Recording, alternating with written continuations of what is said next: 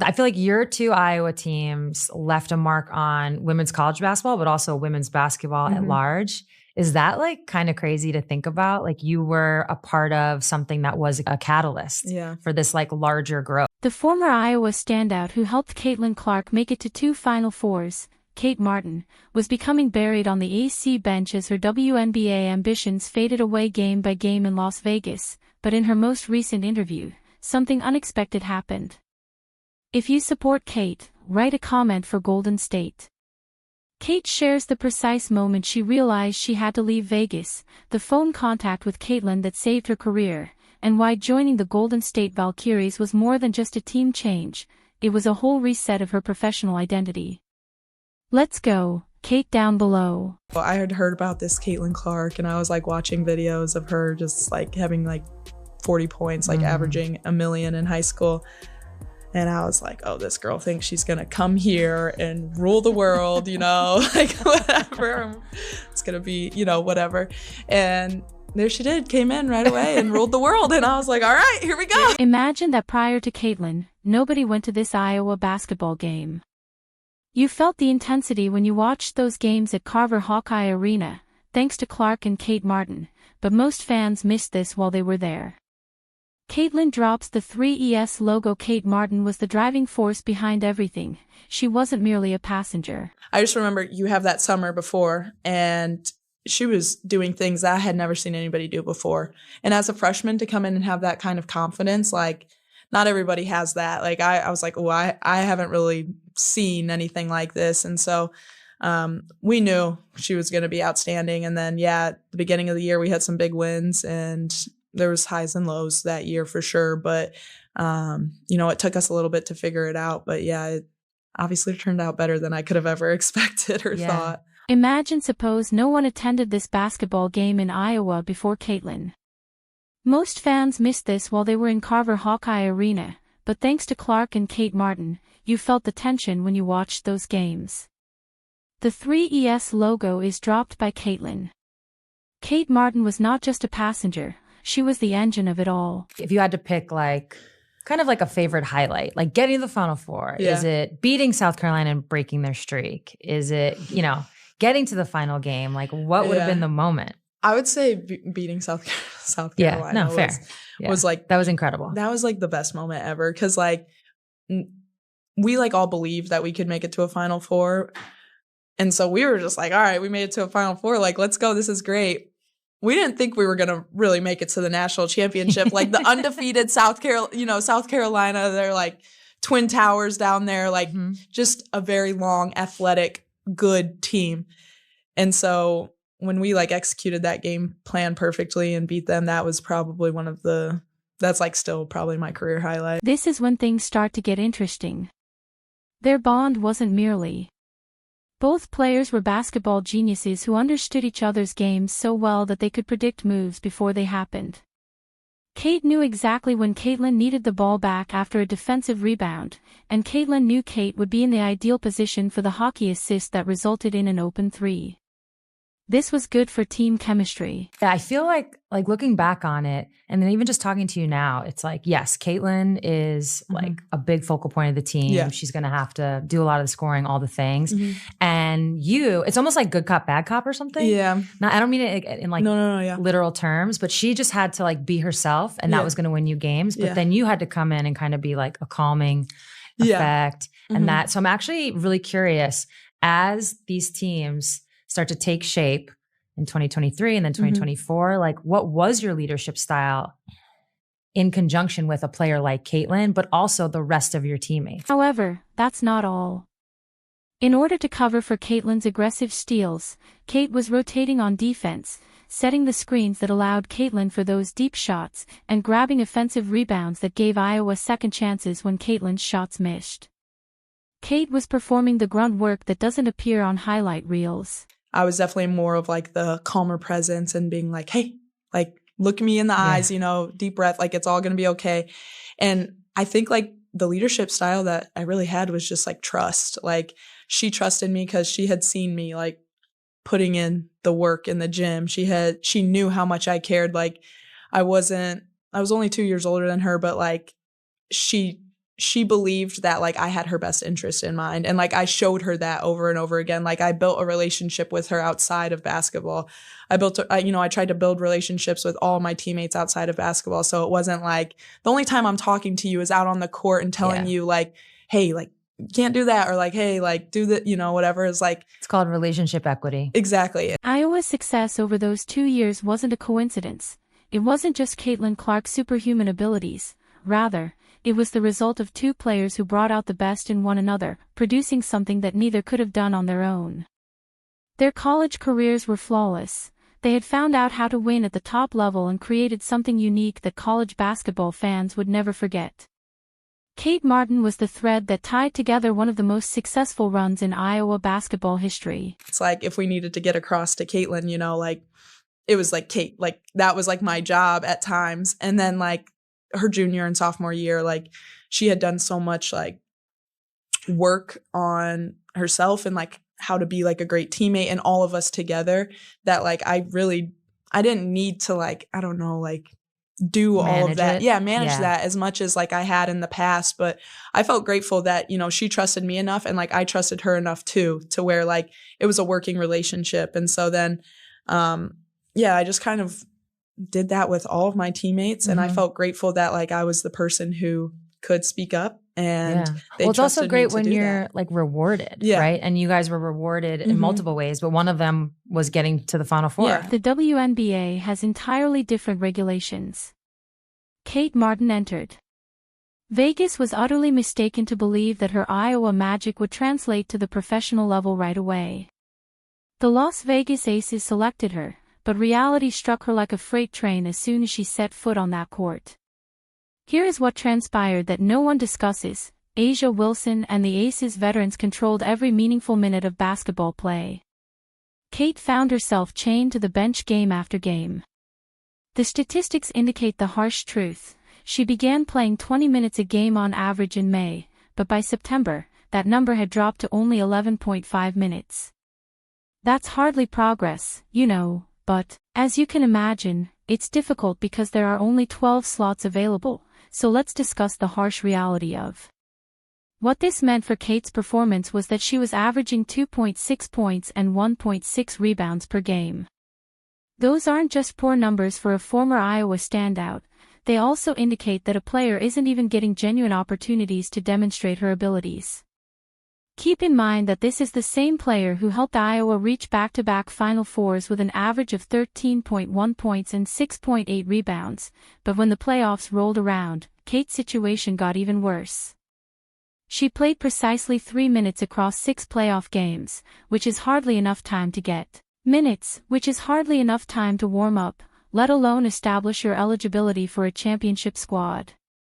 The Aces made it apparent where Kate would fit into their plans. Like you really do, but like it's just hard, as you know, like there's only 12 spots, whatever. And Sue Bird discussed this same circumstance. She highlighted in her interview how rookies must drastically adapt to the physicality, pace, and strategic depth of professional basketball. Bird's observations showed the challenging learning curve that humbles even the best collegiate players. Kate had to learn this lesson the difficult way. I'm curious. So now that you are into your second year, like what do you think, what makes the WNBA so difficult to play in? Man, I mean, I just think the physicality, speed, smart players, really smart players. And people have been around for so long, honestly. I mean, I'm just thinking back to like New York. They're massive. They are, like, they're very, very, very good. Like, a lot of these people have been playing professional basketball for a very long time. This is where Kate the AC's roster becomes quite annoying. Due to construction, established players were given preference and rookies had to compete for scraps.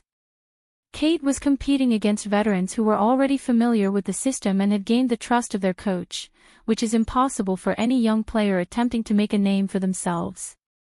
Every practice where she led the scout team was another missed opportunity, and Kate was witnessing her WNBA dream come to an end in real time. Was yet another indication that her success in Iowa meant nothing in Vegas, where she wasn't only having trouble adjusting to She was being utterly underutilized by a professional basketball team that didn't recognize her worth. Kate's most difficult lesson was about timing and organizational fit rather than basketball prowess or physical training. Sometimes, when you're in the wrong place at the wrong moment, raw talent isn't enough.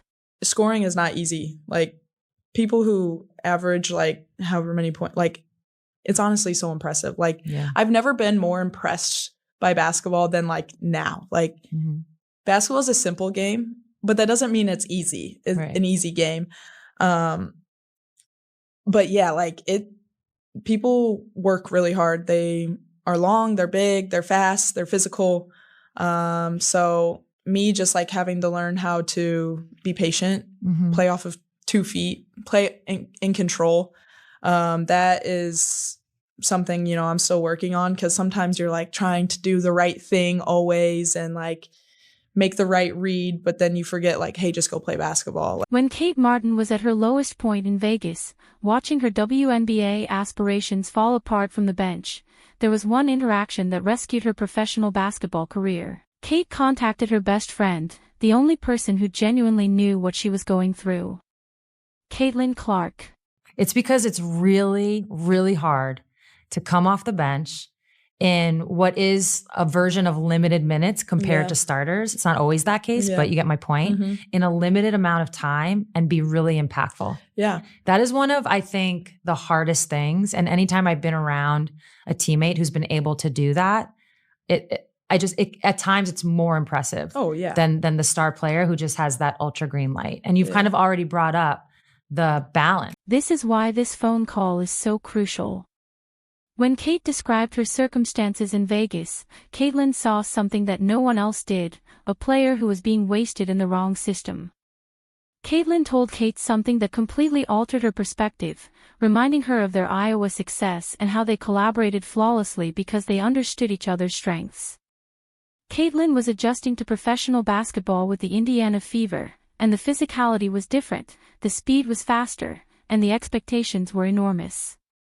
Kate's issue, according to Caitlin, wasn't her basketball skills, rather, it was being in a company that failed to recognize her value. How did you feel about the whole expansion draft situation? I was really excited. Okay. Yeah. So when you weren't protected, were you, like, kind of expecting that? And then it was like, whatever happens, happens? Yeah, I was kind of expecting that. I mean, you just looked at the roster and you're like, there's just, like, too many good players. It's a business. Like, you know, like, it is what it is. This viewpoint totally changed. Kate believed that by leaving Vegas, she was taking charge of her future rather than giving up on her WNBA career. When the Golden State Valkyries selected Kate in the expansion draft, they weren't just giving her a roster spot, they were giving her something the Aces could never have, the opportunity to be a key player in creating something entirely new. Bird discussed this exact situation in her interview, stressing the importance of players finding organizations that value their unique skills and see their potential. This is where it gets interesting. As soon as the Valkyries realized what this meant for Kate's professional path, they recognized her leadership skills and... Up until then, I didn't know if I had been protected or not. Okay. And so... Oh, yeah, that's right. They don't actually tell you. They told some people, but they didn't. I was not involved. No, it's actually smart they don't tell. Yeah. Because that would just be... That'd be messed up. Yeah. And so when I got told I was going to get picked up, I was just super excited for another opportunity. Like, some people don't get opportunities to go to a training camp or, like, you know, get the opportunity to make a team. And so the fact that I knew I was going to get another shot, I was excited and felt really grateful for it. So yeah, I was really happy. Yeah. I mean, Kate stated, "I'm really excited. This league is all about opportunity, and you just need one shot, right?" Basketball Intelligence stated that they were looking for someone who could assist create their club culture from day one. Golden State was providing just that. Sometimes, your closest buddy is the one who encourages you to place a wager on yourself when no one else will. Kate was given permission by Caitlin Clark to leave a difficult circumstance and pursue a better opportunity. The Valkyries weren't merely giving Kate minutes and touches that Vegas never provided her.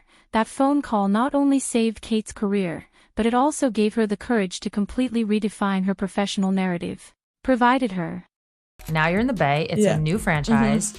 season tickets were sold out immediately. I've heard home games are insane. They are. The owners have come out. They said a chip within the first 5 years.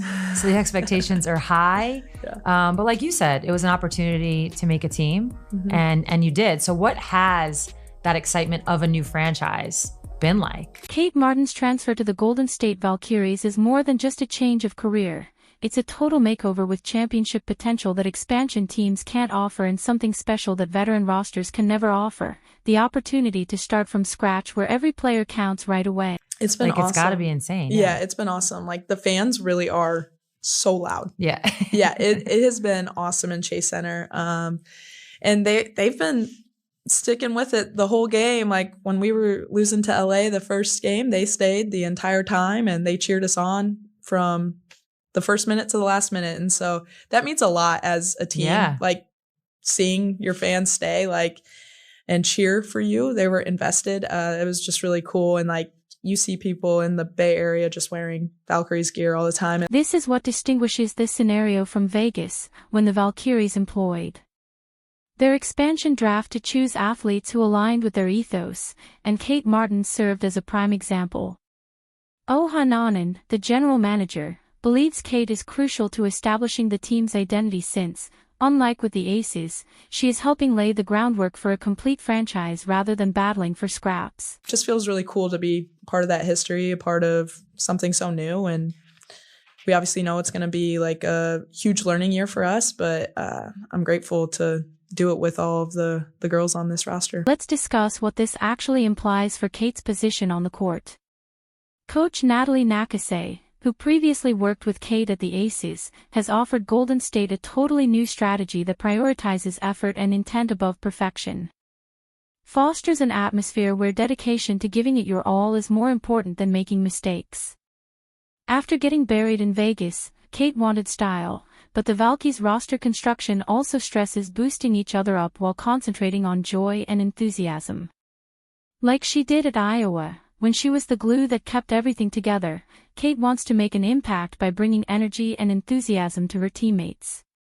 She is finding her groove again in a setting that truly recognizes what she offers to basketball. People's focus is just like here with us, and like whatever happened. But yeah, I mean, I think in ways people can be like, oh, like, man, I didn't get protected. Like, as like an athlete, you know, it's kind of hard not to be like, oh, they didn't want motivation. Me, you know, like, or like kind of feels like a failure in some type of way, or like rejection maybe is a better word.